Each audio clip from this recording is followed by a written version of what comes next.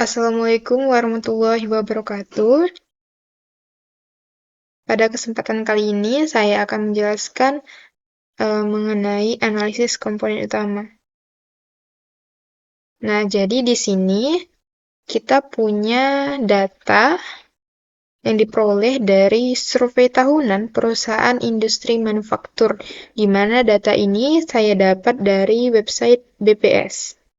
Nah, ini saya ambil 30 data sebagai sampelnya. Nah, di data ini terdiri dari 5 variabel, yaitu ada jumlah perusahaan sebagai variabel X1, X2-nya tenaga kerja, X3-nya pengeluaran untuk tenaga kerja, X4-nya penambahan modal tetap, dan X5-nya pengurangan modal tetap.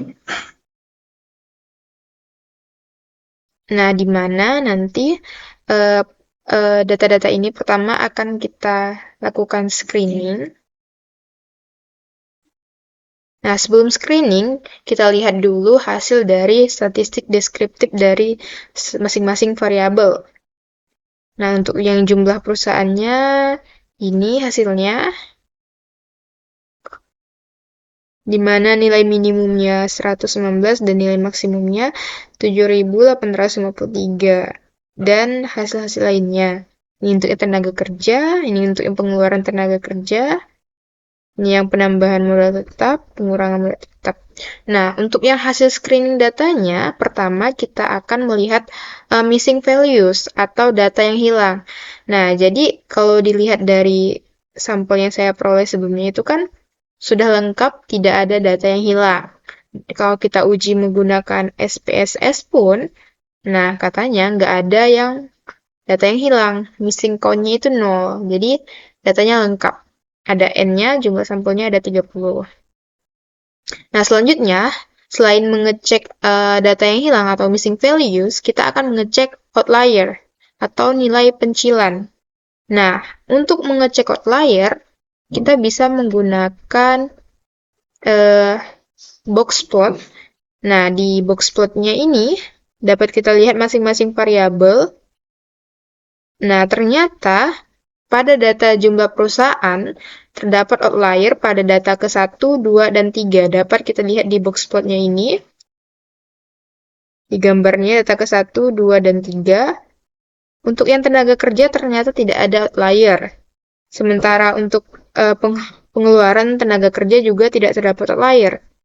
Sementara di bagian penambahan modal tetap yang ini, terdapat outlier pada data ke-1, 2, dan juga 3. Nah, untuk data pengurangan modal tetap, terdapat banyak sekali outlier, yaitu pada data ke-1, kedua, ketiga, 10, 11, dan 12. Nah, selanjutnya setelah mengecek hasil outliernya, kita akan melakukan uji normalitas. Nah, di sini karena sampelnya ada 30, yaitu ada kurang dari 50, kita menggunakan uji Shapiro-Wilk. Nah, dinilai signifikannya pada masing-masing variabel ini, ternyata nilai signifikannya ini kurang dari 0,05, sehingga data tidak memenuhi asumsi uji normalitas. Nah, jadi data ini tidak berdistribusi normal karena nilai signifikannya kurang dari 0,05. Nah, selanjutnya setelah kita melakukan data screening, kita akan melakukan standarisasi data. Karena tadi, kalau kita lihat dari sampelnya itu, satuan dari datanya itu berbeda-beda. Untuk jumlah perusahaan itu satuannya unit, tenaga kerja itu satuannya orang, dan untuk pengeluaran untuk tenaga kerja itu miliar, penambahan modal juga miliar, pengurangan modal juga miliar. Jadi, ada unit, orang, dan juga miliar. Jadi, kita akan menyamakan satuannya menggunakan standarisasi data sebelum melakukan PCA. Nah, kita dapat melakukan standarisasi data ini menggunakan SPSS dan diperolehlah hasil sebagai berikut, nilai Z-score-nya. Ini data kita yang baru. Nah, selanjutnya, saya melakukan uji validitas dan uji reliabilitas. Nah, untuk hasil uji validitasnya ini, dapat dilihat di kolom total. Kolom total, nilai signifikansinya, ini nilai signifikansinya, kita lihat nilai signifikansinya ini masing-masing tiap variabel itu kurang dari 0,05, bahwa dapat kita simpulkan datanya valid. Terus untuk uji reliabilitasnya, kita dapat dilakukan menggunakan nilai Cronbach alpha-nya. Nah, ternyata nilai Cronbach alpha-nya ini 0,439, di mana ini kurang dari 0,5. Sehingga datanya tidak reliable. Nah, selanjutnya, sebelum melakukan analisis komponen utama, yang perlu kita lakukan adalah melakukan uji KMO dan Bartlett test. Juga nanti ada kita melihat nilai dari MSA-nya atau Measure of Sampling Adequacy.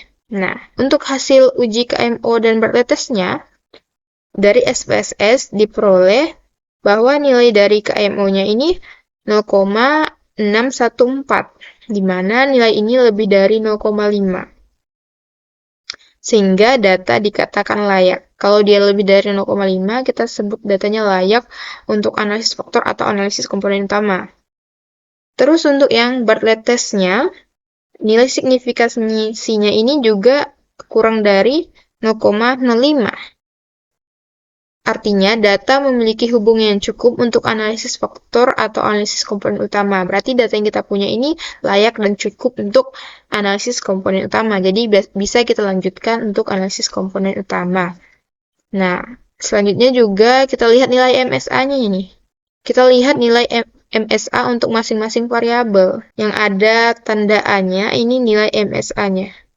Jumlah perusahaan nilai MSA-nya 0,879, untuk yang tenaga kerja nilai MSA-nya 0,540, untuk yang pengeluaran tenaga kerja nilai MSA-nya 0,567, dan untuk penambahan modal tetap nilai MSA-nya 0,494.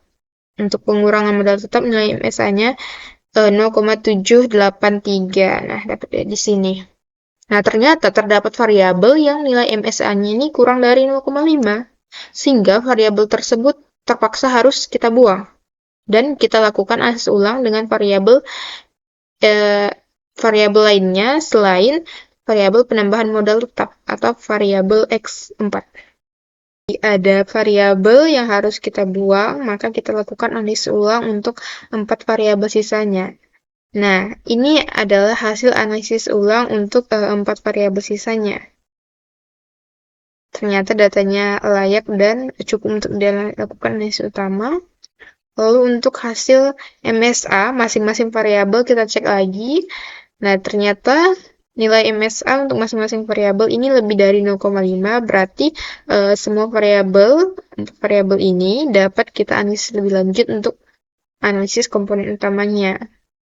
Lalu untuk komunalitasnya, nah di tabel komunalitas ini, di bagian extraction, ini merupakan nilai variansinya. Jadi, variansi jumlah perusahaan ini 0,855, artinya 85,5% dari variansi jumlah perusahaan dapat dijelaskan oleh faktor yang akan dibentuk, atau oleh komponen utama yang akan kita pilih gitu.